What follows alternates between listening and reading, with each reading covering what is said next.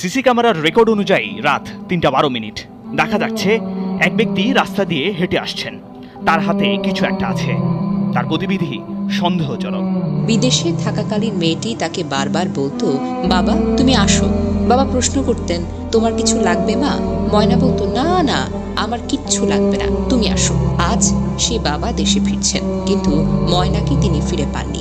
এই ভাইরাল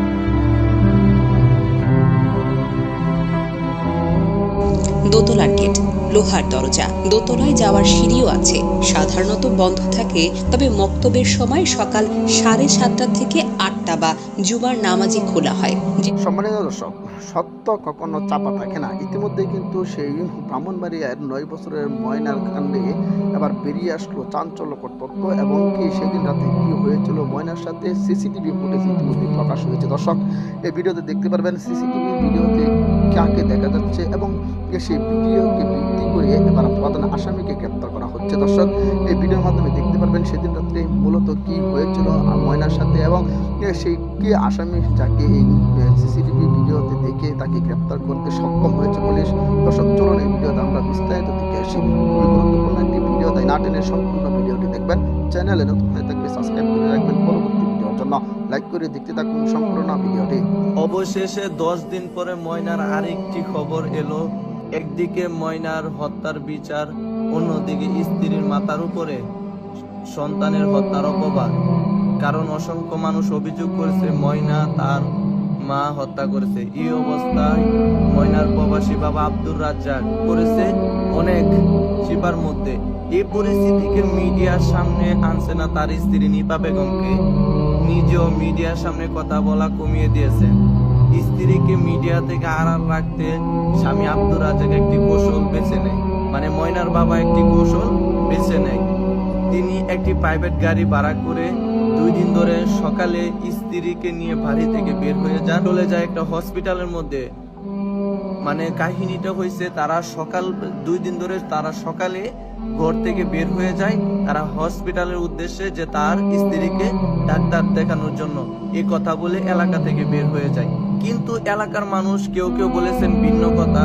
এলাকায় অনেকে দাবি করছে আব্দুর রাজ্জাক মেয়েকে হারানোর সুখ ভুলতে এখন সন্তান হত্যার দায়ী স্ত্রীকে রক্ষা করতে ভিন্ন পথে হাসছে। কারণ উনার কথাবার্তা এরকম এখন বোঝা যাচ্ছে, প্রথম বলছে যে উনার স্ত্রীকে এবং উনার ভাইকে সন্দেহের বাইরে না, কিন্তু এখন উনি নিজেই বলতেছে যে না, উনি উনার স্ত্রীকে মানে বিশ্বাস করে এবং উনার স্ত্রী এরকম কাজ করতে পারে না। কিন্তু 2 দিন আগে মাথার চুল এবং গুফ কালার করে তিনি এখন পাষাণ পিতার ভূমিকায় আছেন। তিনি এখন নিজের স্ত্রীর পক্ষ নিয়ে বলছেন, আমার স্ত্রীর প্রতি আমার বিশ্বাস আছে, আমার স্ত্রী ময়নাকে হত্যা করতে পারে না। এই অবস্থায় ময়নার মা এবং বাবা ভূমিকা রহস্যজনক। ময়নার মাকে মিডিয়া থেকে হারান লাগতে স্বামী আব্দুর রাজ্জাক ভিন্ন কৌশল বেছে নিয়েছেন, এমনটাই দাবি করেছেন এলাকার অসংখ্য মানুষ।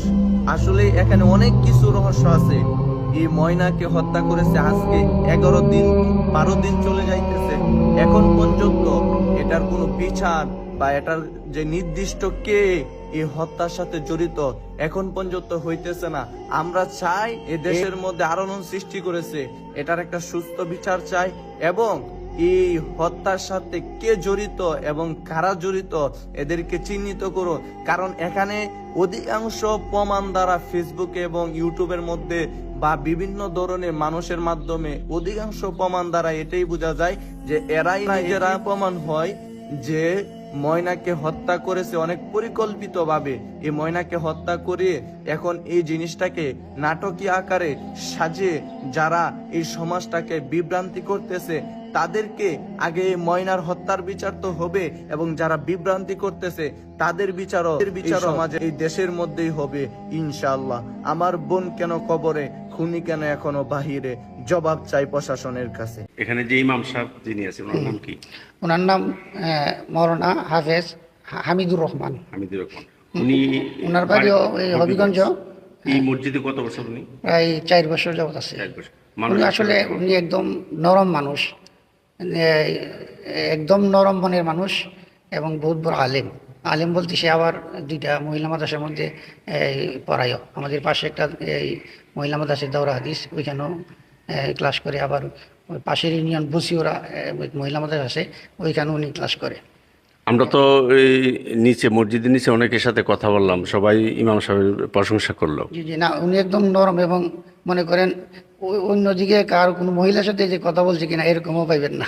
খুব নরম মনে হয়, নিচের দিকে তার চাল চলন, মানে কথাবার্তা একদম নরম মেজাজে। মানুষ হিসেবে ভালো।